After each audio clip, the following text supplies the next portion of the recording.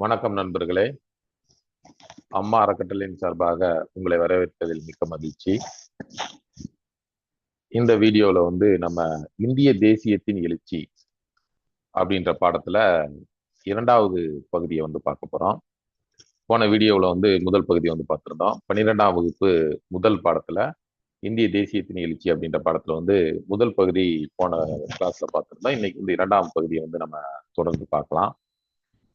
நம்ம முன்னாடியே சொன்னது மாதிரி இந்த வீடியோ யாருக்கானது அப்படின்னா டிஎன்பிஎஸ்சி குரூப் 1ல இருந்து குரூப் 4 வரைக்கும் எழுதக்கூடியவங்களுக்கும்,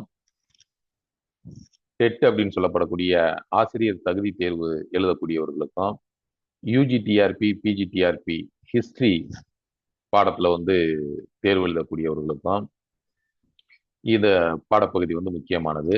மற்றும் டிஎன்யூஎஸ்ஆர்பி எஸ்ஐ மற்றும் போலீஸ் அந்த எக்ஸாமுக்கு தயார் பண்ணக்கூடியவங்களுக்கும் இந்த வீடியோ ரொம்ப முக்கியமானது. அதுக்கடுத்து 12ஆம் வகுப்பு தற்போது படித்து கொண்டு இருக்கக்கூடிய மாணவர்களுக்கும் இந்த வீடியோ ரொம்ப முக்கியமானது. இதை முழுவதுமாக பார்த்தீங்க படிச்சீங்க அப்படின்னா கண்டிப்பா நீங்க சென்டம் ரிசல்ட் எடுக்கலாம். சென்டம் மார்க்கே நீங்க எடுக்கலாம். ஏன்னா இந்த பாடப்பகுதியில் இருக்கக்கூடிய ஒவ்வொரு பாராகிராஃப்லயும் ஒவ்வொரு லைன் பை லைனா எப்படி முக்கியமானது, எந்த மாதிரி எல்லாம் கொஸ்டின் கேட்பாங்க அப்படின்றதும் நம்ம அந்த வீடியோவில் பார்த்துக்கிட்டு இருக்கோம். ஓகே, இப்போ ஆங்கிலேயர்களுக்கு முந்தைய இந்தியாவில் இந்தியாவில் கல்வி ஆங்கிலேயர்களுக்கு முந்தைய இந்தியாவில் கல்வி எந்த மாதிரி இருந்தது அப்படின்றதுல இருந்து நம்ம பார்க்கலாம். உங்க எல்லாத்துக்குமே தெரியும், ஆங்கிலேயர்கள் வருகைக்கு முன்பு இந்தியாவில் கல்வி எந்த மாதிரி இருந்தது அப்படின்னா குருகுல சிஸ்டம், குருகுல கல்வியானது இருந்தது. குருகுல கல்வி அப்படின்றது நம்ம ஜென்ரலா ஒரே வார்த்தையில சொல்லிட்டு போயிட முடியாது. குருகுல கல்வி அது மட்டும் இல்லாம நிறைய நிறைய வித்தியாசமான முறையில கல்வி முறையானது இருந்தது. நிறைய மாறுபட்ட முறையில கல்வி முறையானது இருந்தது. என்ன அப்படின்னா குருகுல கல்வி அப்படின்றது எல்லாருக்குமானது கிடையாது. நீங்க எல்லாம் படிச்சிருப்பீங்க. குருகுல கல்வி என்பது பிராமணர்களுக்கும் சத்திரியர்களுக்கும் உரியதாக இருந்தது. அதுல சூத்திரர்கள் என்று சொல்லப்படக்கூடிய 4வது பிரிவினர் அந்த கல்வி, அவர்களுக்கு கல்வியானது மறுக்கப்பட்டது. பெண் கல்வி கிடையாது. இந்த மாதிரியான சிஸ்டம் எல்லாமே இருந்தது. இந்த குருகுலா கல்வி மட்டும் இல்லாம அதுக்கடுத்து திண்ணை பள்ளிகள் அப்படின்னு சொல்லக்கூடிய கல்வி முறையும் இருந்தது. அந்த ஊர்ல அந்த கிராமத்துல மூத்தோர்கள் பெரியோர்கள் அவர்களுக்கு தெரிந்த கருத்துக்களை தெரிந்த விஷயங்களை அங்க இருக்கக்கூடிய மற்ற சிறுவர்களுக்கு அவங்க கல்வியாக சொல்லி கொடுப்பாங்க. அதாவது கல்வி அப்படின்றது இன்னைக்கு இருக்கக்கூடிய கல்வி மாதிரிலாம் கிடையாது. அன்றைய குருகுல கல்வி மற்றும் திண்ணை கல்வி அது பாத்தீங்க அப்படின்னா மனப்பாட வழி கல்வியாக இருந்தது. அதிகமாக மனப்பாடத்திற்கு அதிகமாக முக்கியத்துவம் கொடுத்தாங்க. தர்க்கம் செய்தல், இலக்கணம், இலக்கியம், புராணங்கள் இது தொடர்பான அதிகமாக கல்வியானது வழங்கப்பட்டது. நல்லொழுக்க கல்வியாகவும் அது இருந்தது. பெரியவர்களை மதிக்கணும், ஒரு சத்திரியன் அப்படின்னா எப்படி இருக்கணும், எப்படி போர் புரியணும், வாழ்வித்தை, குதிரை ஏற்றம், இந்த மாதிரியான சிலம்பம், இந்த மாதிரியான தற்காப்பு கலைகளும் அதோடு சேர்ந்து நல்லொழுக்க கல்வியும் அவர்களுக்கு வழங்கப்பட்டது. இந்த மாதிரி தான் குருகுல சிஸ்டம் இருந்தது. திண்ணை கல்வி அப்படின்னு சொல்லப்படக்கூடிய ஊர்ல பெரியோர்கள் அங்க இருக்கக்கூடிய இளைஞர்களுக்கு கல்வி கற்பித்தாங்க. இது இல்லாம இஸ்லாமிய கல்வி முறையும் இருந்தது. இஸ்லாமிய மக்தாப் மதரசா, அந்த மதரசாவில் இந்த மாதிரியான கல்வி முறைகள், அவர்களுக்கான கல்வி முறையும் இஸ்லாமியர்களுக்கான கல்வி முறையும் இருந்தது. அன்றைய காலகட்டத்தில் பார்த்தீங்க அப்படின்னா கோவில்களும் மசூதிகளும் ஒரு கல்விக்கூடங்களாகவே இருந்தது. கோவில்கள் அப்படின்றது நம்ம போய் கடவுளை வணங்கக்கூடிய பூஜிக்கக்கூடிய இடமாக மட்டும் இல்லாம அங்க கல்வியும் போதிக்கப்பட்டது. இதான் ஆங்கிலேயர்களுக்கு முந்தைய இந்தியாவில் கல்வி முறை அப்படின்னு பார்க்கும்போது பார்த்தா அப்படின்னா இந்த காலனிய காலத்திற்கு, ஆங்கிலேய காலனிய காலத்திற்கு முந்தைய இந்தியாவில் கல்வி சாதி மற்றும் மதத்தின் அடிப்படையில பிளவுபட்டிருந்தது. இஸ்லாமியர்கள் தனியாக அவர்களுக்கான கல்வியானது கொடுத்துக்கிட்டு வந்தாங்க. மக்தாப் மதரசா அங்க கொடுத்துக்கிட்டு வந்தாங்க. அதுக்கடுத்து இந்துக்கள்ல நம்ம அதாவது இந்தியாவில் இந்துக்கள்ல பிராமணர்கள் உயர்நிலையில இருந்தாங்க. அவங்க தத்துவ அறிவை பெறும் தனி உரிமையை பெற்றிருந்தாங்க. ஒரு குரு அப்படின்னா அவர் யாரா இருப்பார் அப்படின்னா பிராமணரா தான் இருப்பாரு. அந்த மாதிரியான ஒரு நிலை இருந்தது. இன்னைக்கும் பாத்தீங்களாக்க நிறைய இந்து கோயில்கள்ல பிராமணர்கள் தான் அதிகமாக அந்த பூஜிக்கக்கூடிய நிலையில வந்து இருக்கிறாங்க. கடவுளுக்கு பூஜை செய்யக்கூடிய இடத்துல வந்து இருக்கிறாங்க. அனைத்து ஜாதியினரும் அர்ச்சகர் ஆகலாம் அப்படின்ற சட்டம் எல்லாமே இருக்குது.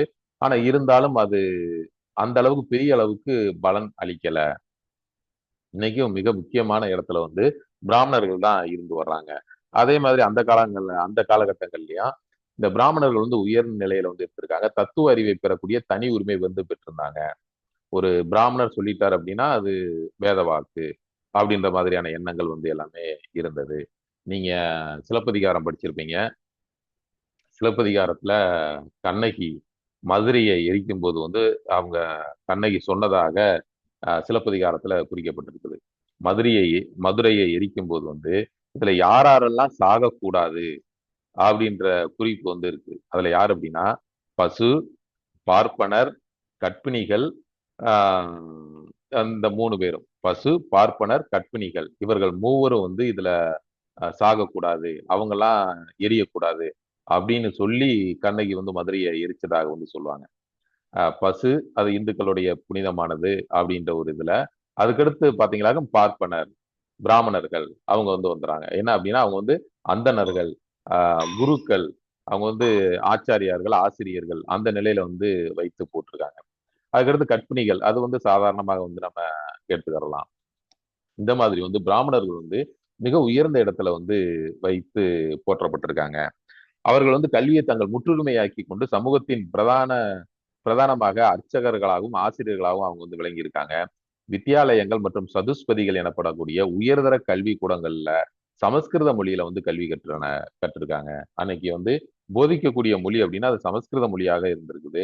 இன்னைக்கு நீங்க எல்லா எந்த ஸ்கூல் எடுத்து பார்த்தாலும் கவர்மெண்ட் ஸ்கூல்ல தவிர்த்து கவர்மெண்ட் ஸ்கூல்ல தவிர்த்து வேற எந்த ஸ்கூலுடைய பேர் எடுத்து பார்த்தாலும் அதுல வித்யா அப்படின்ற பெயர் வந்து வரும்.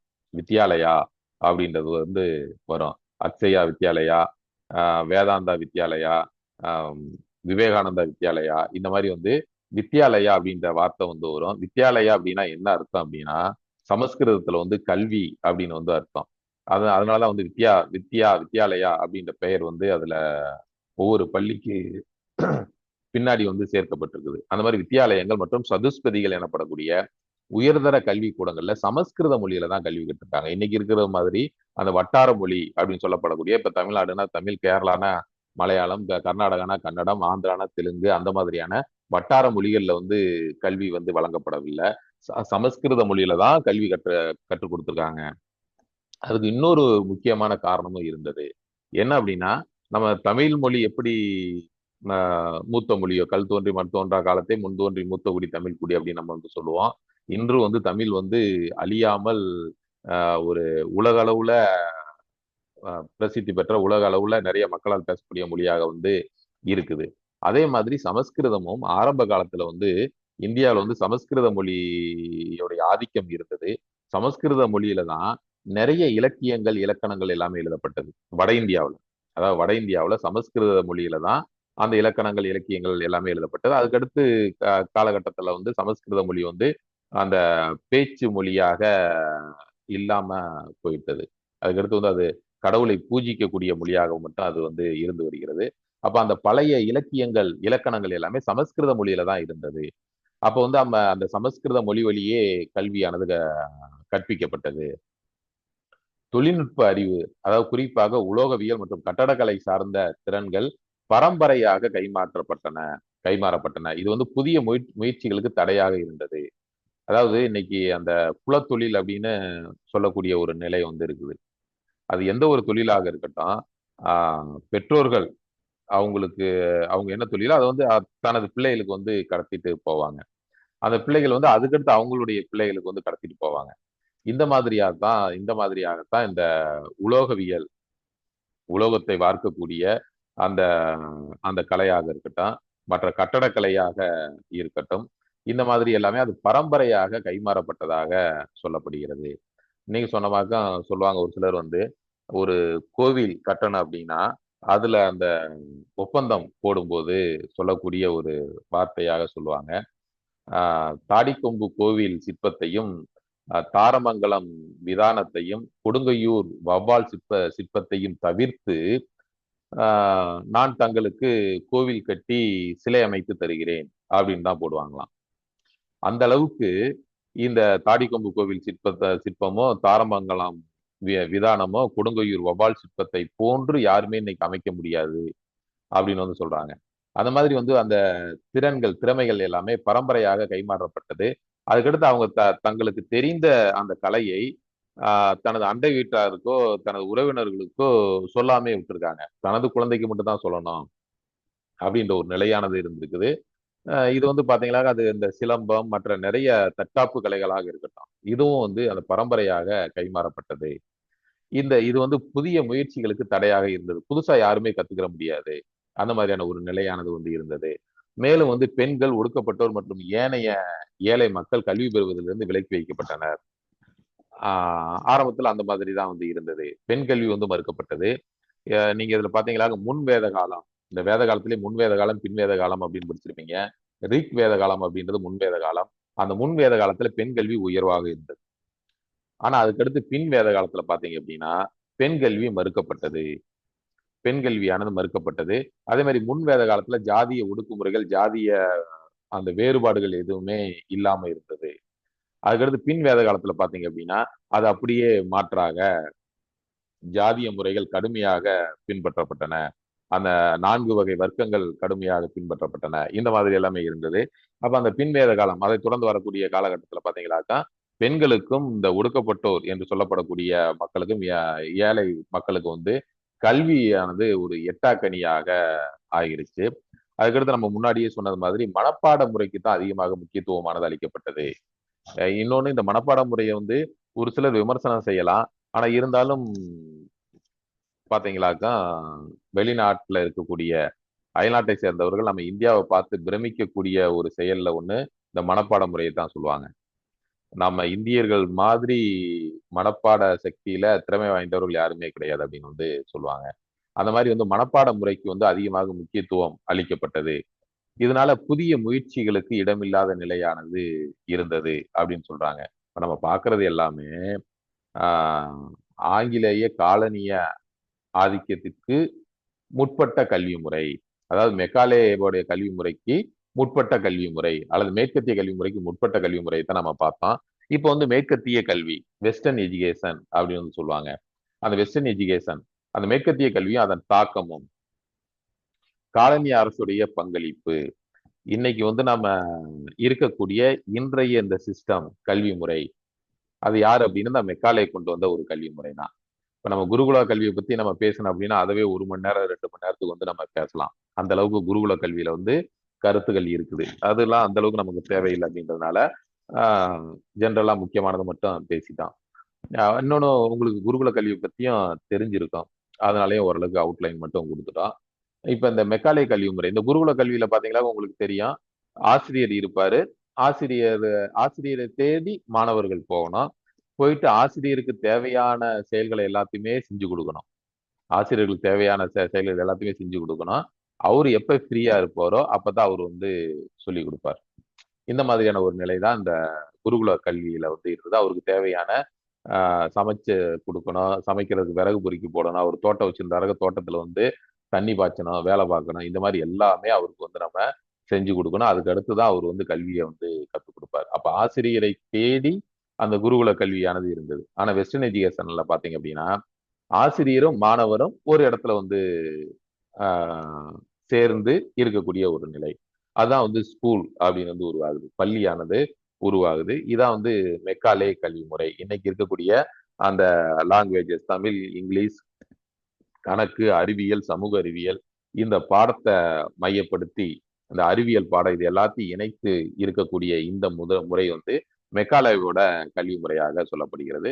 இவரு தான் Macaulay, Lord Macaulay. Lord Macaulay தான் இன்னைக்கு இருக்கக்கூடிய கல்வி முறைக்கு மிக முக்கியமான காரணமாக இருந்தவர்.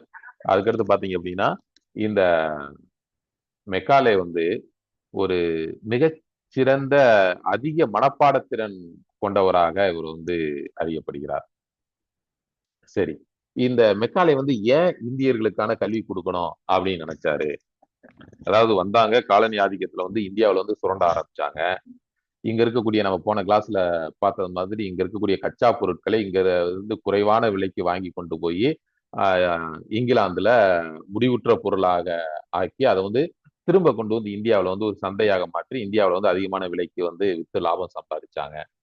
இதான் வந்து இந்த ஆங்கிலேயர்களுடைய அந்த சுரண்டல் முறையாக இருந்தது. ஆஹ் இந்த சுரண்டல் முறையை பத்தி அதுக்கு பின்னாடி பார்ப்போம், இன்னும் தெளிவா வந்து பார்ப்போம். தாதாபாய் நவரோஜியோடைய அந்த சுரண்டல் கோட்பாடு, அவர் வந்து சுரண்டல் கோட்பாடை பத்தி மிக தெளிவாக வந்து சொல்லியிருக்கிறார். சரி, இந்த மாதிரி வந்து இங்க இருந்து சுரண்டி கொண்டு போய்கிட்டு இருந்த ஆஹ் அந்த ஆங்கிலேயர்களுக்கு ஏன் இங்க இருக்கக்கூடிய மக்களுக்கு வந்து கல்வி கொடுக்கணும் அப்படின்ற எண்ணம் உருவாகுது அப்படின்னு பார்த்தோம் அப்படின்னா வேற எதுவுமே கிடையாது. ஆங்கிலேயர்களுக்கு வந்து இங்க இருக்கக்கூடிய மொழி வந்து தெரியாது. இன்னொன்னு இங்க பாத்தீங்களாக்கா, காஷ்மீர்ல இருந்து கன்னியாகுமரி வரைக்கும் ஒவ்வொரு மாகாணத்திலையும் ஒவ்வொரு மொழி வந்து பேசுறாங்க. அப்ப அந்த ஆங்கிலேயர் வந்து இங்க இருந்து ஒரு புதிய மொழியை வந்து கத்துக்கிறது அவங்களுக்கு சிரமம். இப்ப தமிழ்நாட்டுக்கு வரணும் அப்படின்னா தமிழ் தெரிஞ்சிருக்கணும், தமிழ்ல பேசணும். இதே பீகார் போனா ஹிந்தியில பேசணும். அதே குஜராத் போனா குஜராத்தில வந்து பேசணும். மேற்கு வங்காளம், அன்னைக்கு இருந்த வங்காளம், அந்த வங்காளம் போனோம் அப்படின்னா வங்காளி மொழியில வந்து பேசணும். அப்ப இத்தனை மொழியை வந்து கத்துக்கிறது ஆங்கிலேயர்களுக்கு சிரமம். அதுக்காக தான் என்ன பண்ணாங்க அப்படின்னா, இங்க இருக்கக்கூடிய ஒட்டுமொத்த இந்தியாவுல இருக்கக்கூடியவங்களுக்கும் நம்ம கல்வியை கொடுத்து அவங்க எல்லாருமே இங்கிலீஷை படிச்சுக்கிட்டாங்க அப்படின்னா நமக்கு எளிமையாக இருக்கும் அப்படின்ற எண்ணத்துலதான் இங்க வந்து அந்த கல்வியை வந்து கொண்டு வர்றாங்க ஆங்கிலேயர்கள். இந்தியர்களை வலிமை பெற செய்வதை விட காலனி அரசை நிர்வகிக்க படித்த நபர்கள் தேவைப்பட்டதாலேயே, அதாவது சொல்லுவாங்க பட்லர் இங்கிலீஷ் அப்படின்னு சொல்லுவாங்க. எஸ், நோ, கோ, கம், அந்த மாதிரி வந்து சாதாரணமாக அந்த வார்த்தைகளை மட்டும் பேசக்கூடியது. இதை வந்து பட்லர் இங்கிலீஷ் அப்படின்னு வந்து சொல்லுவாங்க. அந்த மாதிரி வந்து அந்த படித்த நபர்கள் வந்து தேவைப்பட்டதால அவங்களுக்கு வந்து கல்வி கொடுக்கணும் அப்படின்ற இது வந்து கொண்டு வர்றாங்க. ஆங்கிலேயர்கள் வந்து இந்தியாவில் வந்து நவீன கல்வியை, இன்னைக்கு இருக்கக்கூடிய அந்த நவீன கல்வியை குருகுல சிஸ்டத்துக்கு மாற்றான இந்த நவீன கல்வியை வந்து அவங்க வந்து கொண்டு வர்றாங்க. இங்கிலாந்தில் இருந்து அதிக எண்ணிக்கையிலான படித்தவர்களை வந்து இங்க கொண்டு வர்றது சாத்தியம் கிடையாது. இன்னொன்னு, இங்கிலாந்து என்பது ஒரு மிகச்சிறிய நாடு. ஆனா இந்தியா என்பது மிக பரந்துபட்ட நாடு. அது ஆங்கிலேயர்கள் காலத்துல இந்தியா அப்படின்றது இன்னைக்கு இருக்கக்கூடிய பாகிஸ்தானும் இந்தியா தான். இன்னைக்கு இருக்கக்கூடிய வங்காளதேசம் அதுவும் இந்தியா தான். இன்னைக்கு இருக்கக்கூடிய பர்மா அதுவும் வந்து இந்தியா தான். அப்ப இந்த அளவுக்கு ஒரு பரந்துபட்ட தேசம், அத வந்து இவங்க ஆங்கிலேயர்கள் ஆட்சி செய்யறாங்க. அப்ப இங்க இருக்கக்கூடிய இந்த பரந்துபட்ட தேசத்துக்கு வந்து அவ்வளவு படித்த நபர்களை இங்கிலாந்துல இருந்து அழைத்து வருவது ரொம்ப கஷ்டமான செயல். அதுவும் ஒரு காரணம். அதனால அவங்க என்ன பண்றாங்கன்னா 1835 இந்திய கவுன்சில் வந்து ஆங்கில கல்வி சட்டத்தை வந்து இயற்றியது. இது முக்கியமான கொஸ்டின்ங்க. எந்த வருடம் வந்து ஆங்கில கல்வி சட்டம் வந்து இயற்றப்பட்டது அப்படின்னு வந்து கேட்கலாம். 1835 வந்து இந்திய கவுன்சில் வந்து ஆங்கில கல்வி சட்டத்தை இயற்றியது. டிபி மெக்காலே அவர் வடிவமைத்த இந்த ஆங்கில கல்வி முறையின் விளைவாக காலனிய நிர்வாகம் பள்ளிகள், கல்லூரிகள் மற்றும் பல்கலைக்கழகங்களை நிறுவியது. அதுக்கடுத்து அப்ப இங்க இருக்கக்கூடிய இந்தியர்களுக்கு கல்வி வழங்கப்பட வேணும் அப்படின்னா அவங்களுக்கு என்ன வேணும்? ஸ்கூல் ஆரம்பிக்கணும், கல்லூரிகள் ஆரம்பிக்கணும், பல்கலைக்கழகங்கள் எல்லாமே ஆரம்பிக்கணும். இது எல்லாமே அங்க ஈரோப்ல இங்கிலாந்துல இருக்கக்கூடிய பள்ளிகளையும், அங்க இருக்கக்கூடிய கல்லூரிகளையும், அங்க இருக்கக்கூடிய பல்கலைக்கழகங்களையும் மாடலாக வைத்து இங்க இந்தியாவுல வந்து ஆரம்பிக்கிறாங்க. இதுதான் முக்கியமானது. இப்ப நம்ம இதை பார்த்தோம் அப்படின்னு இந்த மெக்காலேவை பத்தியோ அல்லது 1835 ஆண்டு இந்திய கவுன்சில் ஆங்கில கல்வி சட்டத்தை இயற்றியது, இதோடைய இதை பத்தி இன்னும் நம்ம தெளிவா வந்து பார்க்கலாம். ஆனா நான் என்ன அப்படின்னா பாடப்புத்தகத்துல இருக்கிறத உள்ளது உள்ளபடி சொல்லிடலாம் அப்படின்னு வந்து இருக்கிறேன். சரிங்களா? அதுக்கடுத்து உங்களுக்கு ஏதாவது இதுல சந்தேகங்கள் ஏற்பட்டது, இன்னும் கொஞ்சம் தெளிவா நடத்துங்க சார், இன்னும் நிறைய கருத்துக்கள் வந்து கொடுங்க அப்படின்னு இருந்துச்சு அப்படின்னா நீங்க கமெண்ட் பாக்ஸ்ல தெரிவிங்க. அதை வந்து அது ஏற்றதாக இருந்துச்சு அப்படின்னா அதை ஃபாலோ பண்ணி வந்து நம்ம அடுத்த வீடியோ வந்து நம்ம போடலாம். இப்போ வந்து உள்ளது உள்ளபடி, அதாவது சிம்பிள் டு காம்ப்ளெக்ஸ், அந்த மாதிரி வந்து ஸ்கூல் புக்ல என்ன இருக்குதோ அதை மட்டும் அப்படியே எக்ஸ்பிளைன் பண்ணலாம் அப்படின்னு வந்து பண்ணிக்கிட்டு இருக்காங்க. இது வந்து முக்கியமானது, உங்க எல்லாத்துக்குமே தெரிஞ்சிருக்கும். 1857 இந்தியாவுல அன்னைக்கு வந்து இந்தியாவுல வந்து பாத்தீங்கன்னா டெல்லிலாம் ஒரு பெரிய பகுதியே கிடையாது. அன்னைக்கு பெரிய பகுதி அப்படின்னா சென்னை தான். சென்னை, மும்பை, கல்கத்தா. ஏன்னா மூன்றும் வந்து அந்த துறைமுகங்களை அந்த கடற்கரையை ஒட்டி இருக்கக்கூடியது.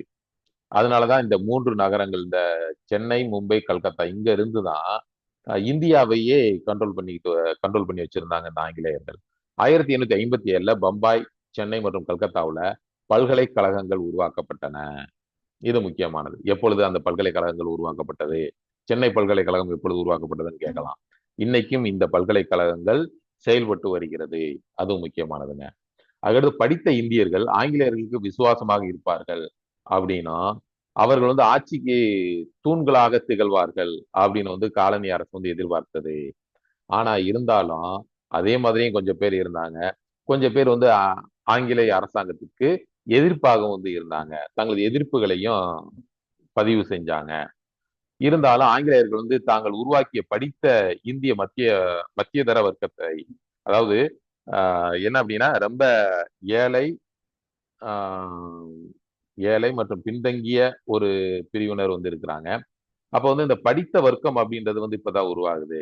மத்தியதர வர்க்கம் இன்னொன்னு படிக்கிற கல்வி என்பது இன்னைக்கே வந்து எல்லாருக்கும் இன்னைக்கு வந்து அரசாங்கம் வந்து அனைத்து வசதிகளை செஞ்சு கொடுக்குறாங்க. ஏழை எளியவர்கள் எல்லாமே படிக்கலாம் அப்படின்ற நிலை வந்து வருது. ஆனா அன்னைக்கு வந்து அந்த அளவுக்குலாம் கிடையாது. யார் வசதி படைத்தவர்களோ, யார் அதாவது மிராஸ்தார், இங்க இருக்கக்கூடிய பெரிய ஜமீன்தார், ஒரு பெரிய செல்வந்தர், வணிகர், இந்த மாதிரி இருக்கக்கூடியவங்க தான் வந்து படிக்க அவங்க அவங்க அவங்களாலதான் வந்து படிக்க முடியும். அந்த மாதிரியான ஒரு நிலையானது அன்றைய காலகட்டங்கள்ல வந்து இருந்தது. அப்பதான் இந்திய மத்தியதர வர்க்கத்தை படித்தவர்களை பாபு வர்க்கம் அப்படின்னு வந்து ஏளனம் செஞ்சிருக்காங்க. பாபு அப்படின்னா வந்து ஏளனமாக சொல்லக்கூடிய ஒரு வார்த்தை. பாபு அப்படின்றது ஏளனமாக இன்றும் இன்னைக்கு வந்து பாத்தீங்களா ஒரு சில அரசியல்வாதிகளை வந்து பாபு அப்படின்லாம் கிண்டல் பண்ணுவாங்க. அந்த பாபு வர்க்கம் அப்படின்னு ஆங்கிலேயர்கள் வந்து அன்று ஏளனமாக செஞ்சிருக்காங்க. பாபு அப்படின்னா ஏளனமாக சொல்லக்கூடிய ஒரு வார்த்தை. அதே இது பாத்தீங்களா பிரபு. பிரபு அப்படின்னா நல்ல உயர்வாக சொல்லக்கூடிய ஒரு வார்த்தை. அதுலயும் பாத்தீங்களா இன்னைக்கு நம்ம இந்தியாவுல பாத்தீங்களா நிறைய பேருக்கு வந்து தமிழ்நாட்டுல துரை அப்படின்னு பேர் வச்சிருப்பாங்க. இந்த துரை அப்படின்ற பேரு ஆங்கிலேயர்கள் வருகைக்கு பின்னாடி வைத்த பேர் தான். ஆங்கிலேயர்கள் தான் அந்த துரை அப்படி வந்து சொல்லுவாங்க. துரை சொல்லிட்டாரு அப்படின்னாங்க. துரை அப்படின்றது ஒரு கௌரவமான ஒரு மரியாதைக்குரிய ஒரு உயர்வாக சொல்லக்கூடிய ஒரு வார்த்தை. அதவே வந்து அதுக்கடுத்து நம்ம ஆட்களும் துரை அப்படின்ற பேர் வந்து வைக்க ஆரம்பிச்சிட்டாங்க. சரி, இந்த வர்க்கத்தினரே வந்து பின்னாள்கள்ல வந்து புரட்சிகர மற்றும் முற்போக்கான சக்தியாக மாறி நாட்டின் விடுதலைக்காக மக்களை திரட்டுவதில் முக்கிய பங்காற்றினாங்க. இதுல என்ன பாத்தீங்க அப்படின்னா இங்க இந்தியாவில் இருக்கக்கூடிய மக்களுக்கான கல்வி வழங்கப்படுகிறது ஆங்கிலேயர்களால். எதுக்கு அப்படின்னா ஆங்கிலேயர்களுக்கும் இங்க இருக்கக்கூடிய சாமானியர்களுக்கும் ஒரு ஒரு மீடியேட்டராக, தகவல்களை பரிமாற்றம் செய்யக்கூடியவராக, ஒரு டிரான்ஸ்லேட்டர், அந்த மொழிபெயர்ப்பாளராக இருக்கிறதுக்காக தான் அவங்க வந்து இங்க இருக்கக்கூடிய இந்தியர்களை வந்து அவர்களுக்கான கல்வி வாய்ப்பு வந்து ஏற்படுத்தி கொடுத்தாங்க. ஆனா அதே வந்து அவர்களுக்கு எதிர்ப்பாக மாறுது. அப்ப ஆங்கில கல்வி படிக்கிறாங்க. ஆங்கில கல்வி படிச்ச பின்னாடி ஆங்கில நூல்களை எல்லாத்தையும் நல்லா படிக்கிறாங்க. அப்ப அந்த ஆங்கில நூல்கள்ல வந்து என்ன இருக்குன்னா சுதந்திரம், சமத்துவம், சகோதரத்துவம் அப்படின்னு உலகிற்கே அறிவித்த அந்த பிரெஞ்சு புரட்சியை பத்தி படிக்கிறாங்க.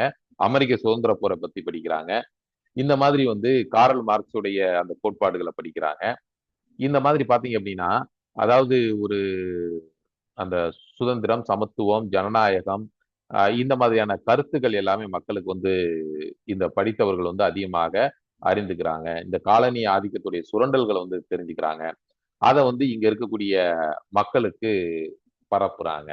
அப்பதான் அந்த புரட்சி எல்லாமே வந்து ஏற்படுகிறது. புரட்சி கழகங்கள் ஏற்படுகிறது. அந்த தேசியம், அந்த எண்ணங்கள் எல்லாமே உருவாகுதுங்க. இதாங்க சென்னை பல்கலைக்கழகம். இன்னைக்கும் வந்து இந்த சென்னை பல்கலைக்கழகம் வந்து இருக்குது. சென்னையில அந்த கடற்கரை மெரினா பீச்சுக்கு பக்கத்துல வந்து இருக்கக்கூடிய ஒரு பல்கலைக்கழகம். 1857 ஆரம்பிக்கப்பட்ட பல்கலைக்கழகம். இதே போலதான் கொல்கத்தா மற்றும் மும்பையிலேயும் பல்கலைக்கழகங்கள் வந்து ஆரம்பிக்கப்பட்டது. இப்ப நான் நடத்துறது ரொம்ப ஸ்பீடா இருக்குதா அப்படின்றது தெரியல. இன்னொன்னு இதை விட ரொம்ப மெதுவா நம்ம சொன்னாலும் பேசினாலும் நடத்தினாலும் நிறைய பேர் வந்து தூங்கிடுவாங்க. அதனாலேயே நம்ம வந்து கொஞ்சம் ஸ்பீடா பேசுறோம். சரி, இந்த டிபி மெக்காலே அவரை பத்தி நம்ம வந்து பார்த்தரலாம். இந்த டிபி மெக்காலே என்பவர் யார்? இந்த டிபி மெக்காலே 1834 முதல் 1838 வரை கவர்னர் ஜெனரலின் ஆலோசனை குழுவுல முதல் சட்ட உறுப்பினராக இருந்தவர். இந்த மெக்காலே யார் அப்படின்னா 1834 முதல் 1838 வரை கவர்னர் ஜெனரலுடைய ஆலோசனை குழுவுல முதல் சட்ட உறுப்பினராக இருந்தவர். அவர் வந்து இந்தியா வருவதற்கு முன்பே, இன்னொன்னு மெக்காலே வருவதற்கு முன்பே இந்தியாவில் வந்து ஒரு பொது கல்விக்கான ஒரு பொது குழுவானது நிறுவப்பட்டது. பொதுக்குழு வந்து நிறுவப்பட்டது. இந்த குழு கிழக்கிந்திய கம்பெனிக்கு கல்வி மற்றும் கற்பிக்கக்கூடிய மொழி குறித்து வழிகாட்டும் பொறுப்பை வந்து கொண்டிருந்தது. அதாவது இங்க இருக்கக்கூடியவங்களுக்கு கல்வி கற்பிக்கணும், அது எந்த மொழியில கற்பிக்கலாம், எந்த மாதிரியான கல்வி கற்பிக்கலாம், இந்த மாதிரி எல்லாமே ஆலோசனைகள் எல்லாமே நடந்துகிட்டு வந்து இருந்தது. அதுக்கடுத்து மெக்காலே வந்து அதை செயல்படுத்துறாரு. பின்னர் இந்த குழு கீழ் திசை குழு, அதாவது பிராந்திய மொழிகளின் கல்வி, பிராந்திய மொழிகளின் கல்வினா அந்தந்த வட்டாரத்தில் இருக்கக்கூடிய கல்வி. நான் சொன்னது மாதிரி தமிழ்நாட்டில் தமிழ், கேரளானா மலையாளம், அந்த மாதிரியான வங்காளம்னா வங்காளி, மகாராஷ்டிராவில் வந்து மராத்தி, அந்த மாதிரியான பீகார்ல வந்து ஹிந்தி, இந்த மாதிரியான அந்தந்த வட்டார மொழிகள், பிராந்திய மொழிகள்ல கல்வி மற்றும் ஆங்கில மரபுக்குழு வந்து என்ன பண்றாங்க அப்படின்னா, ஆங்கிலத்தில் மேலை கல்வி, ஆங்கிலத்துல வந்து மேலை கல்வி அப்படின்னு வந்து இரண்டாக பிரிந்தது. இந்த குழு வந்து கீழ் திசை குழு மற்றும் ஆங்கில மரபு குழு அப்படின்னு வந்து இரண்டாக பிரிந்தது. மெக்காலே வந்து ஆங்கில மரபு குழுவின் கருத்தை வந்து ஆதரிக்கிறார். ஆங்கிலத்துல தாங்க கல்வி கற்பிக்கணும், ஆங்கிலத்துல கல்வி கற்பித்தா தான் அவங்க வந்து நமக்கு விசுவாசமாக இருப்பாங்க அப்படின்ற ஒரு நிலையிலையும், அது வந்து நமக்கு எளிமையாக இருக்கும் அப்படின்ற ஒரு நிலையில வந்து அந்த ஆங்கில கல்வியை வந்து ஆதரிக்கிறாங்க. 1835 இந்த மெக்காலே பிரபு வெளியிட்ட இந்திய கல்வி குறித்த குறிப்புகள் ஆங்கில வழியில் மேற்கத்திய கல்வி கற்பிக்கப்பட வேண்டும் என்று வாதிட்டது. இது கேட்கலாம். மெக்காலே வந்து அதாவது இந்திய கல்வி குறித்த குறிப்புகளை மெக்காலே வந்து எந்த ஆண்டு வெளியிட்டார், அல்லது இந்திய கல்வி குறித்த குறிப்புகளை 1835 வெளியிட்டவர் யார் அப்படி கூட கேட்கலாம். யார் அப்படின்னா லார்டு மெக்காலே. இவர் தான் என்ன சொல்றாரு அப்படின்னா, இது மிக முக்கியமான ஒரு வார்த்தை, இது மிக முக்கியமான ஒரு கொட்டேஷன். இது வந்து அடிக்கடி கேட்கக்கூடிய ஒரு கேள்வியும் கூட. ரத்தத்திலும் நிறத்திலும் இந்தியராகவும், ஆனால் விருப்பம், கருத்து, ஒழுக்க நெறிகள் மற்றும் அறிவில் ஆங்கிலேயரை போன்ற ஒரு மக்கள் பிரிவினரையும் இந்தியாவில் வந்து உருவாக்கணும்னு அவர் விரும்புறாரு. இதுதாங்க அவர் வந்து ஆங்கில மரபு குழுவை ஆதரித்ததற்கான முக்கிய காரணமாக சொல்றாங்க.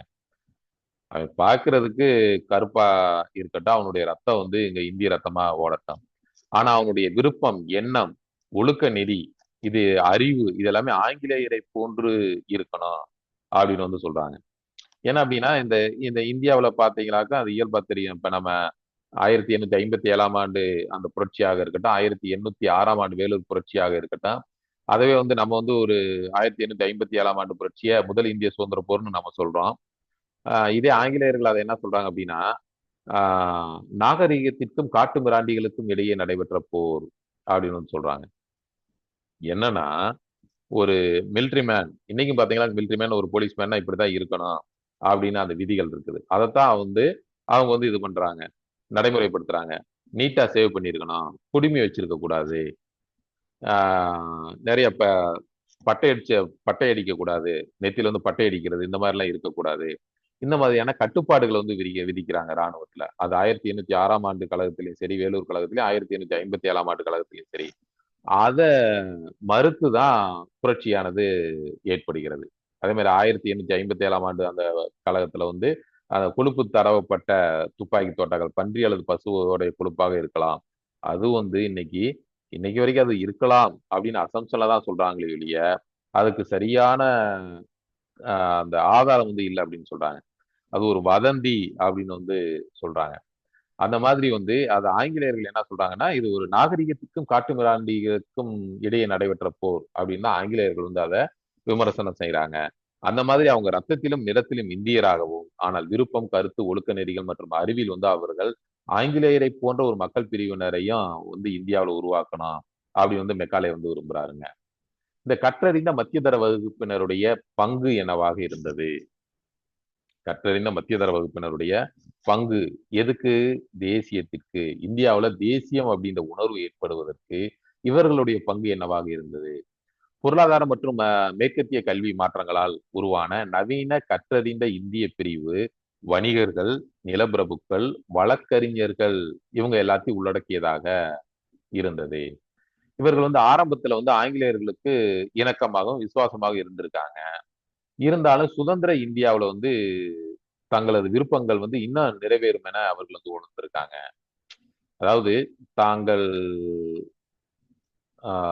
நினைக்கக்கூடிய, தாங்கள் விரும்பக்கூடிய ஒரு நிகழ்வு, ஒரு செயல் வந்து ஆங்கிலேயர்கள் ஆட்சி காலத்துல அது நடைபெறல. இதே இந்திய சுதந்திர இந்தியானா நம்மளுடைய விருப்பங்கள், எண்ணங்களை வந்து நம்ம நிறைவேற்றலாம் அப்படின்ற எண்ணமானது அவர்களுக்கு உருவாகுது.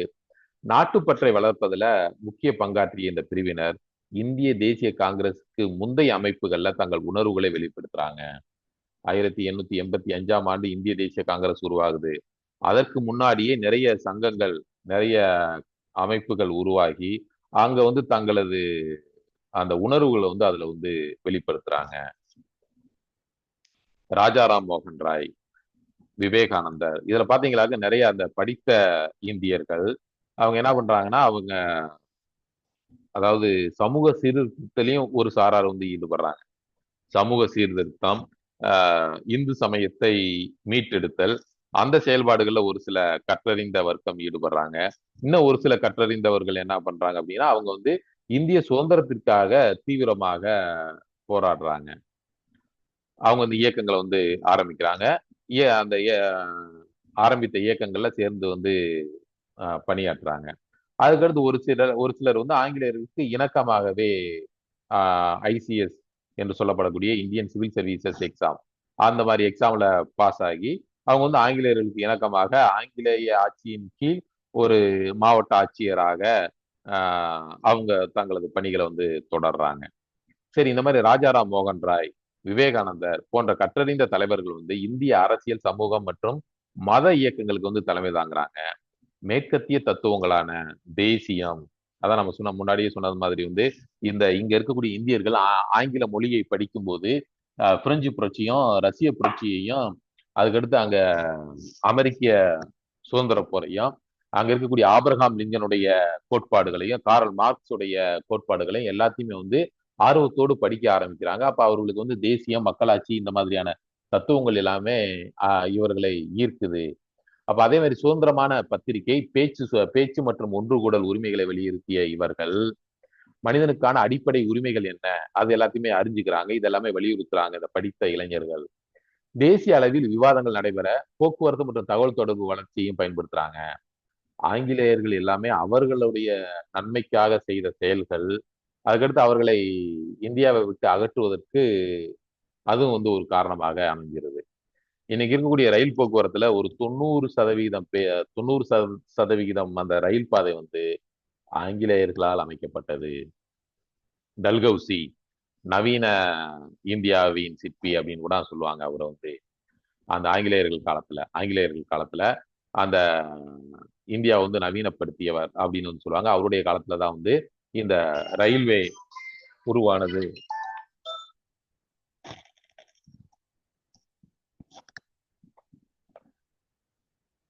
அந்த மாதிரி வந்து பாத்தீங்க அப்படின்னா, இந்த பேச்சு மற்றும் இந்த சுதந்திரமான பத்திரிகை, அதாவது இந்த ரயில் போக்குவரத்து, தகவல் தொடர்பு இதெல்லாமே வளர்ச்சி அடைந்தது. அதை பயன்படுத்திக்கிட்டாங்க. எப்படின்னா, இந்தியா முழுவதற்குமான ஒரு நாட்டுப்பற்று, தேசிய உணர்வை வந்து வளர்க்கிறதுல ஆரம்பிக்கப்பட்ட இயக்கங்கள், இந்திய தேசிய காங்கிரஸாக இருக்கட்டும், மற்ற இயக்கங்களையும் வந்து எல்லா மக்களுக்கும் கொண்டு செல்வதற்கு இந்த நவீன போக்குவரத்து மற்றும் தகவல் தொடர்பு வந்து அவர்களுக்கு சாதகமாக இருந்தது. இந்தியாவில் படித்த மத்திய தர வர்க்கத்தினருக்கு. இப்ப சமூக சமய சீர்திருத்தங்கள், இந்த சமூக சமய சீர்திருத்தங்கள் அப்படின்னு பார்க்கும்போது ஆங்கில கல்வி ஆங்கில கல்வி பெற்றோர் அரசியல் நடவடிக்கைகளுக்கு முன் சமூகத்தை சீர்திருத்த வேண்டியதன் அவசியத்தை உணர்ந்திருக்காங்க. ஆங்கிலேயர்கள்ட்ட சுதந்திரம் வாங்குறது அப்புறம்ப்பா, நம்ம என்ன பண்ணுவோம், இங்க இருக்கக்கூடிய நிறைய ஒரு மூட நம்பிக்கைகள் வந்து இருக்குது. சமூகம் வந்து அந்த அளவுக்கு வந்து ஒரு மூட நம்பிக்கையாலையும் ஒரு பிற்போக்குத்தனத்தாலையும் வந்து இங்க மக்கள் வந்து இருக்கிறாங்க. அதை வந்து நம்ம ஃபர்ஸ்ட் வந்து அதை மீட்கணும், மாத்தணும் அப்படின்ற ஒரு சிந்தனைக்கு வந்து வர்றாங்க. 19ஆம் நூற்றாண்டுல சீர்திருத்த இயக்கங்கள், பிரம்ம சமாஜம், பிரார்த்தன சமாஜம், அலிகார் இயக்கம், இது வந்து பாத்தீங்க அப்படின்னா இந்த ஆஹ், சீர்திருத்த இயக்கங்களாக அறியப்படுகிறது. அதே மீட்பு இயக்கங்கள், இந்த மீட்பு இயக்கங்கள் அப்படின்னு பார்க்கும்போது அதிகமாக அன்றைய காலகட்டத்தில் பார்த்தீங்களாக்கா கிறிஸ்தவ சமயத்திற்கு வந்து எல்லாம் மதம் மாறிடுறாங்க. அந்த இந்தியாவில இருந்து கிறிஸ்தவ சமயத்துக்கு மதம் மாறியவர்களை மீண்டும் நம்ம இந்து சமயத்துல வந்து கொண்டு வரணும் அப்படின்றதுக்காக ஒரு சில இயக்கங்கள் வந்து ஆரம்பிக்கப்பட்டது. அதுதான் ஆரிய சமாஜம், ராமகிருஷ்ண இயக்கம், தியோபந்த் இயக்கங்கள் மற்றும் சமூக இயக்கங்கள். இந்த தியோபந்த் இயக்கங்கள் இது மூணு: ஆரிய சமாஜம், ராமகிருஷ்ண இயக்கம், தியோபந்த் இயக்கங்கள். அதுக்கடுத்து சமூக இயக்கங்கள். இந்த சமூக இயக்கங்களாக இந்த ஜோதிபா பூலே, நாராயணகுரு, ஐயன்காளி, ராமலிங்க அடிகளார், வைகுண்ட சுவாமிகள், அயோத்திதாசர், இவங்க எல்லாமே சமூக இயக்கங்களை வந்து ஏற்படுத்துறாங்க. அதை பத்தி தெளிவா வந்து நம்ம இதுல பார்க்கலாம். இந்த சீர்திருத்தவாதிகள் வந்து பகுத்தறிவின் அடிப்படையில மேலை நாட்டினரின் சவால்களை எதிர்கொண்டு பதிலளிச்சிருக்காங்க. இவர்கள்ல வந்து இவர்களுடைய மறு சிந்தனையின் விளைவாகவே இந்திய தேசிய உணர்வு வந்து எழுந்தது. ராஜாராம் மோகன் ராய் 1828 பிரம்ம சமாஜத்தை நிறுவினார். இது முக்கியமானதுங்க. இந்த கேள்வி பார்த்தீங்க அப்படின்னா, நீங்க டிஆர்பிலையும் கேட்பாங்க, டெட்லையும் கேட்பாங்க, ஆசிரியர் தகுதி தேர்வு என்று சொல்லப்படக்கூடிய டெட் எக்ஸாம்லையும் கேட்பாங்க. டிஆர்பியில் ஹிஸ்ட்ரிலையும் கேட்பாங்க, பிஜிடிஆர்பி ஹிஸ்ட்ரிலையும் கேட்பாங்க. அதுக்கடுத்து பிஜிடிஆர்பியில் அந்த ஜென்ரல் நாலேஜ் அப்படின்னு சொல்லக்கூடிய 10 மார்க், அதுல வந்து பிஜிடிஆர்பி எழுதக்கூடிய தமிழ், இங்கிலீஷ், வணிகவியல், இந்த மாதிரி எல்லா பாடத்தில் எழுதக்கூடியவங்களுக்கும் ஜிகேல வந்து இந்த கேள்வி வந்து வரும். அதுக்கடுத்து போலீஸ் எக்ஸாம், மற்ற அந்த எஸ்ஐ எக்ஸாம், அதுக்கும் வந்து இந்த கேள்வி வந்து வரும். இது ஏன்னா அந்த அளவுக்கு வந்து மிக முக்கியமான ஒரு ராஜாராம் மோகன் ராய் பிரம்ம சமாஜத்தை நிறுவினார். ராஜாராம் மோகன் ராயை பத்தி ஏதாவது ஒரு வகையில வந்து கேள்விகள் வந்து கேட்பாங்க. அதுக்கடுத்து தொடர்ந்து வந்து பிரார்த்தன சமாஜம் 1867 வந்து ஆத்மராம் பாண்டுரங் என்பவரால் அது வந்து ஏற்படுத்தப்பட்டது. ஆத்மராம் பாண்டுரங் என்பவரால் இந்த பிரார்த்தன சமாஜம் வந்து 1867 வந்து ஏற்படுத்தப்பட்டது. ஆரிய சமாஜம் 1875 தயானந்த சரஸ்வதி அவர்களால் இந்த 1875 ஆரிய சமாஜத்தை தயானந்த சரஸ்வதி வந்து ஏற்படுத்துறாரு. இவங்க எல்லாமே இந்த இயக்கங்களை வந்து ஏற்படுத்துறாங்க. இந்த ராஜாராம் மோகன் ராயுடைய முயற்சிகளை அதுக்கடுத்து கேசவ சந்திரசென்னும் ஈஸ்வர சந்திர வித்யாசாகரும் அவருக்கு பின் அவரது பணியை வந்து தொடர்றாங்க. இந்த ராஜாராம் மோகன் ராய் கொண்டு வந்த இந்த பிரம்ம சமாஜம் மிக முக்கியமான அவர்களது பங்களிப்பு என்ன அப்படின்னா சதி ஒழிப்பு. 1829 சதி என்னும் உடன்கட்டையரும் பழக்கமானது ஒழிக்கப்படுகிறது. வில்லியம் பெண்டிங் பிரபு தான் அந்த சட்டத்தை வந்து கொண்டு வர்றாரு. அவர் அந்த சட்டத்தை கொண்டு வர்றதுக்கு காரணமாக இருந்தவர் யார் அப்படின்னா ராஜாராம் மோகன் ராய். இந்த ராஜாராம் மோகன் ராய் அவரது அண்ணன் இறந்து போயிடுறாரு. இறந்து போன பின்னாடி அவங்களுடைய அண்ணனுடைய மனைவி வந்து இவருடைய கண் முன்னாடியே அந்த தீ ஜுவாலையில வந்து உள்ள தள்ளி விடுறாங்க. அதை வந்து கண் முன்னாடி பார்த்ததுனாலதான் அதுக்கடுத்து வந்து இந்த மாதிரி யாரும் இறக்கக்கூடாது, இந்த மாதிரி இது வந்து ஒரு ஒரு மிகப்பெரிய ஒரு படுகொலை அப்படின்ட்டு வந்து அவர் இந்த இயக்கங்களை வந்து ஆரம்பிக்கிறாரு. அந்த சதி ஒழிப்புக்கு மிக முக்கிய பங்காற்றியவர் இந்த ராஜாராம் மோகன் ராய். அடுத்து குழந்தை திருமணம் ஒழிப்பு, விதவைகள் மறுமணம். இந்த விதவைகள் மறுமணம் அப்படின்னு பார்க்கும்போது ஈஸ்வர சந்திர வித்யாசாகர் இவர் தான் வந்து விதவை மறுமணத்தை வந்து ஆதரிக்கிறாரு. விதவை மறுமணத்தை வந்து 1856 அந்த சட்டம் போடுவதற்கு காரணமாக இருந்தவர் யார் அப்படின்னா ஈஸ்வர சந்திர வித்யாசாகர். இவங்க வந்து இந்த சமூக இயக்கங்களை வந்து அதிகமாக கவனத்தை செலுத்துறாங்க. இஸ்லாமியர்களிடையே அலிகார் இயக்கம் இதே பணியை வந்து மேற்கொண்டது. இஸ்லாமியர்கள் இருக்கக்கூடிய ஒரு சில மூட பழக்க வழக்கங்களை ஒழிப்பதற்கு இந்த அலிகார் இயக்கம் வந்து ஏற்படுத்தப்பட்டது. பின்னர் வந்து அரசியல் அமைப்புகளும் நிறைய இயக்கங்கள், கழகங்களும் உருவாகி மக்களுடைய குறைகளை வந்து பேச தொடங்கின. அதுக்கடுத்து தேசிய எழுச்சிக்கு முக்கியமான காரணங்கள் என்னென்ன அப்படின்றத வந்து நம்ம பார்க்கலாங்க. தேசிய எழுச்சிக்கு முக்கியமான காரணங்கள் 1857 குறித்த அந்த ஓயாத நினைவுகள், இந்த 1857 புரட்சி, சிப்பாய் கழகம், அல்லது முதல் இந்திய சுதந்திர போர், இதை பார்த்தோம் அப்படின்னா இதவே 2 கிளாஸ் வந்து நம்ம பார்க்கலாம். அந்த அளவுக்கு வந்து இதுல கருத்துக்கள் இருக்குது, முக்கியமான விஷயங்கள் இருக்குது. நம்ம இப்ப 12ஆம் வகுப்பு பாடப்பகுதியில இருக்கிறத மட்டும் எக்ஸ்பிளைன் பண்ணிடுவோம். அடுத்து தேவைப்பட்டது அப்படின்னா அடுத்த வீடியோல வந்து நம்ம அதை டீட்டெயில்டா எக்ஸ்பிளைன் பண்ணுவோம். 1857 இந்த சிப்பாய் கழகம் வந்து இந்திய தேசிய இயக்கத்துடைய தொடக்க புள்ளியாக அமைந்தது அப்படின்றாங்க. ஆனா இருந்தாலும் அதுக்கு முன்னாடி 1806லயே இந்தியாவுல தமிழ்நாட்டுல வேலூர் சிப்பாய் கழகம் வந்து ஆரம்பிக்கப்பட்டு விட்டது. அதற்கு முன்னாடியே தென்னிந்திய புரட்சியானது ஆரம்பிக்கப்பட்டு விட்டது. அதற்கு முன்னாடியே வீரமங்கை வேலு நாச்சியார் வந்து ஆங்கிலேயர்களுக்கு எதிராக மிகப்பெரிய ஒரு புரட்சியை சண்டையை வந்து ஆரம்பிச்சிட்டாரு. அதற்கு முன்னாடியே வீரபாண்டிய கட்டபொம்மன், அதற்கு முன்னாடியே பூலித்தேவன், இந்த மாதிரி வந்து நிறைய பேர் ஆங்கிலேயர்களுக்கு எதிராக தங்களது எதிர்ப்பை, கழகத்தை, புரட்சியை வந்து ஆரம்பிச்சு விட்டாங்க. ஆனா இருந்தாலும் நம்ம வரலாறு எழுதுறவங்க எல்லாருமே பாத்தீங்கன்னாக்கா ஒண்ணு ஐரோப்பியர்களாக இருக்கும் அல்லது வட இந்தியர்களாக இருக்கும். அப்போ வந்து அவங்க அதிகமாக தென்னிந்தியாவை பற்றிய செய்திகள் அதிகமாக கொடுக்காம இந்த வட இந்தியாவை பற்றிய செய்திகளை வந்து அதிகமாக கொடுப்பாங்க. அந்த மாதிரி தான் 1857ஆம் ஆண்டு இந்த சிப்பாய் கழகம் வந்து இந்திய தேசிய இயக்கத்துடைய தொடக்க புள்ளி அப்படின்னு வந்து சொல்றாங்க. சரி, ஓகே. இதுல வந்து ஒரு சில மாறுபட்ட கருத்துக்கள் இருந்தாலும் நம்ம புக்ல இருக்குது அப்படியே நம்ம ஏத்துக்கிறோம். இந்த புரட்சிக்கு பின் வந்து ஆங்கிலேய படைகள் நடத்திய அந்த கொடூரமான பழிவாங்கல்கள் வந்து மறக்க முடியாதவையாக இருந்தது. புரட்சிக்கு பின்னாடி இந்த ராணுவ சட்டங்கள் மீறப்பட்டன. விசாரணைகள் கேலி கூத்தாக இருந்தது. அந்த விக்டோரியா மகாராணி என்ன பண்றாங்க அப்படின்னா, வந்த உடனே இங்க இருக்கக்கூடிய அனைவருக்கும் பொது மன்னிப்பு வழங்கப்படும் அப்படின்னு வந்து சொல்றாங்க. 1858ல இந்த கானிங் பிரபு தான் நவம்பர் 1ல வந்து இந்த விக்டோரியா மகாராணியின் பேரறிக்கையை வந்து வாசிக்கிறாங்க. வாசிக்கும் போது தான் அங்க 1857ஆம் ஆண்டு புரட்சியில பங்கெடுத்தவர்களுக்கு பொது மன்னிப்பு வழங்கப்படும். இனிமேல் ஆங்கில கிழக்கிந்திய கம்பெனி வந்து இந்தியாவை நிர்வகிக்காது. நேரடியாக ஆங்கில பாராளுமன்றம், நேரடியாக ஆங்கில அரசி, இங்கிலாந்து நாட்டு அரசி மகாராணி அவங்களே வந்து இந்தியா வந்து நிர்வகிப்பாங்க. இந்த மாதிரி எல்லாமே மாற்றங்கள் வந்து ஏற்படுகிறது. ஆனா இருந்தாலும் இது வந்து வெளிப்படையாக அது சொல்லப்பட்டாலும் உள்ள வந்து ஆஹ் அதுல ஈடுபட்டவர்கள் வந்து மிக கடுமையாக தண்டிக்கப்படுறாங்க, சித்திரவதை செய்யறாங்க. இந்த டெல்லி முற்றுகையின் போது ஆங்கிலேயர்கள் வந்து நண்பன் பகைவன் என்ற பாகுபாடின்றி பழி வாங்குவதை எல்பின்ஸ்டன் என்ன சொல்றாரு அப்படின்னா, எல்பின்ஸ்டன் சர் ஜான் சார்லஸுக்கு ஒரு கடிதம் எழுதுறாரு.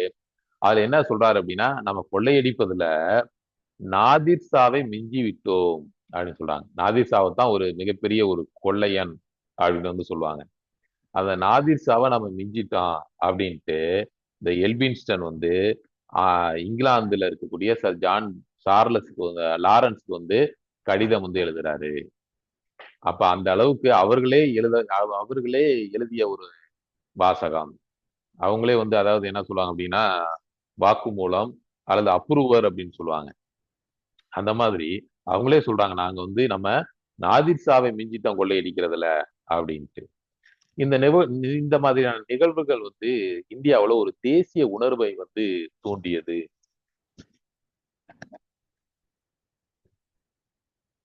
இந்த இனப்பாகுபாடு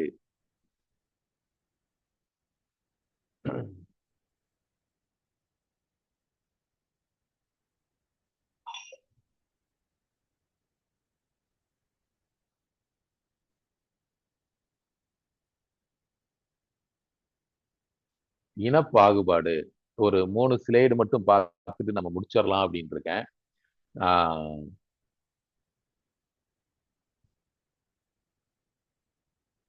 சரி, நம்ம இனப்பாகுபாட்டோட முடிச்சிடலாம். ஏன் அப்படின்னா நம்ம ரெக்கார்டிங் வந்து ஒரு 45 மினிட்ஸ் தான் ரெக்கார்ட் ஆகும்.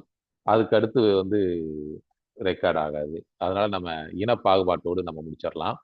ஆங்கிலேயருடைய இனப்பாகுபாட்டு கொள்கை இந்தியர்களை வந்து அரசு உயர் பதவிகள்ல வந்து திட்டமிட்டு விலக்கியது. இது வந்து இந்திய எதிர்ப்பு உணர்வுக்கு வந்து வழிவகுத்தது. ஆங்கிலேயர்கள் வந்து நம்ம இன்னைக்கு வந்து இந்தியாவில் வந்து ஏற்றத்தாழ்வுகள் இருக்கு, ஜாதிய வேறுபாடுகள் இருக்குது அப்படின்னா நம்ம படிக்கிறோம்.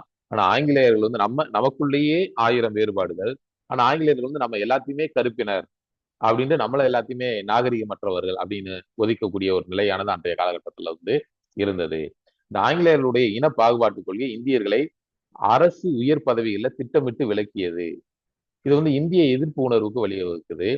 குடிமை பணிக்கான தேர்வு ICS, Indian civil services exam, இன்னைக்கு வந்து IAS, IPS, IFS அப்படின்னு வந்து ஒரு 26, 27 போஸ்ட்டுக்கு வந்து ஒரே எக்ஸாம் வந்து UPSC நடத்துறாங்க. அன்னைக்கு வந்து இதே குடிமை பணி தேர்வு வந்து இருந்தது. இன்னைக்கு நம்ம ஃபாலோ பண்றது எல்லாமே ஆங்கிலேயர்களது காலத்துல ஃபாலோ பண்ணதை அப்படியே தான் நம்ம ஃபாலோ பண்ணிக்கிட்டு வர்றோம். அந்த மாதிரியான குடிமை பணிக்கான வயது வரம்பை வந்து முதல்ல 21 நிர்ணயித்திருக்காங்க. அதுக்கடுத்து 21 நிர்ணயிக்கும் போது அதுல நிறைய இந்தியர்கள் வந்து வெற்றி பெறாங்க. அதனால என்ன பண்றாங்கன்னா அந்த வயது வரம்பை குறைக்கிறாங்க. இந்தியர்கள் வந்து அதுல அதிகமாக வெற்றி பெற்றதால் வயது வரம்பை 19 குறைக்கிறாங்க. இன்னைக்கு நம்ம பாத்தீங்கன்னாக்க அந்த யூபிஎஸ்சி அப்படின்னு சொல்லப்படக்கூடிய சிவில் சர்வீசஸ் எக்ஸாமுக்கு வந்து ஒரு ஓசி கேட்டகரி அவங்க வந்து 27 வயசு வரைக்கும் எக்ஸாம் எழுதலாம். அதே ஓபிசி அதர் பேக்வர்ட் கம்யூனிட்டி 33 வயது வரைக்கும் எக்ஸாம் எழுதலாம். சரிங்களா? என்ன அப்படின்னா ஏழு ஏழு அட்டம்ப்ட் எழுதலாம்.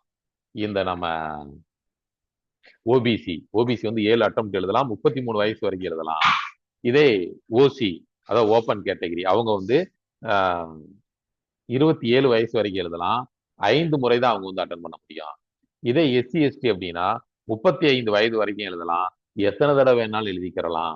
இது இன்னைக்கு இருக்கக்கூடிய யூபிஎஸ்சி எக்ஸாம்ல இருக்கக்கூடிய நடைமுறை.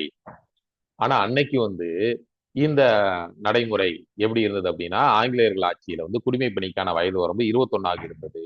அதுல இந்தியர்கள் அதிகமாக வெற்றி பெற்ற உடனே அது வந்து 19 குறைக்கிறாங்க. இது வந்து ஒரு மிகப்பெரிய ஒரு அநீதி அப்படின்ட்டு இங்க இருக்கக்கூடிய படித்த இந்தியர்கள் எல்லாமே வந்து எதிர்ப்பு தெரிவிக்கிறாங்க. மேலும் குடிமைப்பணி தேர்வுகளை ஒரே நேரத்துல இங்கிலாந்திலும் இந்தியாவிலும் நடத்த வேண்டும் என்று கற்றறிந்த நடுத்தர வர்க்கத்தினர் வந்து கோரிக்கை வைக்கிறாங்க. ஆனா அது ஆங்கில அரசு வந்து ஏற்க மறுக்குது. இது இந்தியர்களிடையே ஒரு மிகப்பெரிய ஒரு வெறுப்பை வந்து ஏற்படுத்துது. இங்கிலாந்துல வைக்கிறீங்க இல்ல, அதே தேதியில அதே நேரத்துல இங்க இந்தியாவிலையும் நீங்க எக்ஸாம் வைங்க. ஏன்னா இங்க இருக்கக்கூடியவர்கள் இங்கிலாந்து வரைக்கும் போய் எழுதிட்டு வர முடியாது. ஏன்னா அன்னைக்கு வந்து இன்னைக்கு இருக்கக்கூடிய அந்த வசதி வாய்ப்புகள் எல்லாமே கிடையாது. ஏரோப்ளேன் இந்த மாதிரியான வசதி வாய்ப்புகள் எல்லாமே கிடையாது. இந்த மாதிரியான நிறைய பிரச்சனைகள் எல்லாமே இருந்தது. அப்ப அது வந்து எதிர்ப்பு தெரிவிக்கிறாங்க. இது வந்து ஆங்கிலேய அரசு மீது இந்தியர்களுக்கு ஒரு மிகப்பெரிய வெறுப்பை வந்து ஏற்படுத்தியது. ஓகே. இன பாகுபாடு வரைக்கும் நம்ம இன்றைய கிளாஸ்ல வந்து பார்த்துருக்கோம். நாளைய கிளாஸ்ல வந்து தொடர்ந்து வந்து அடுத்த பாடப்பகுதியை வந்து பார்ப்போம். அடுத்த நாளைய கிளாஸ் அல்லது அடுத்த வீடியோவில் வந்து நம்ம இந்த இந்தியாவில் தேசியத்தின் எழுச்சி அப்படின்ற முதல் பாடத்தை வந்து 12ஆம் வகுப்பு முதல் பாடம் வரலாறுல முதல் பாடத்தை வந்து நம்ம வந்து முடிச்சிடலாம். அதை முடிச்சுட்டு அடுத்த வீடியோவில் வந்து நம்ம கேள்வி கேள்வி வந்து போட ஆரம்பிச்சிருவோம். நிறைய பேர் வந்து இந்த வீடியோ பார்க்குறவங்க வந்து கேள்வி இருந்தா நல்லா இருக்கும், கொஸ்டின் ஆன்சர் இருந்தா நல்லா இருக்கும் அப்படின்ற எண்ணத்துல மைண்ட் செட்ல வந்து இருப்பீங்க. உங்களுக்கு நான் சொல்லக்கூடியது என்ன அப்படின்னா ஃபர்ஸ்ட் வந்து நீங்க புக்கை நல்லா படிங்க.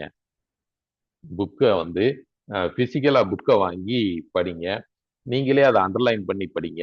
நீங்களா கொஸ்டின் ஃப்ரேம் பண்ணி படிங்க. சரிங்களா? அதுக்கடுத்து வந்து நம்ம வீடியோவையும் பாருங்க.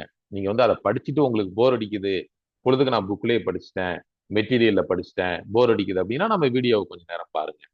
அதுக்கடுத்து வந்து இந்த கொஸ்டின் வந்து அதுக்கடுத்து நமக்கு அடுத்த வீடியோவில் வந்து அடுத்து வரக்கூடிய வீடியோக்கள் வந்து கொஸ்டின் போடுவோம். அதற்கு நீங்க வந்து ஆன்சர் பண்ணி பாருங்க. தொடர்ந்து நீங்க இதே மாதிரி செஞ்சுக்கிட்டு படிச்சுக்கிட்டு இருந்தீங்க அப்படின்னா கண்டிப்பா வந்து நம்ம சக்சஸ் பண்ணலாம். இந்த வீடியோவை பார்த்துக்கிட்டு இருக்கக்கூடிய அனைவரும் தேர்வில் வெற்றி பெற வாழ்த்துக்கள். நன்றி. இதோட முடிச்சிருவோம்.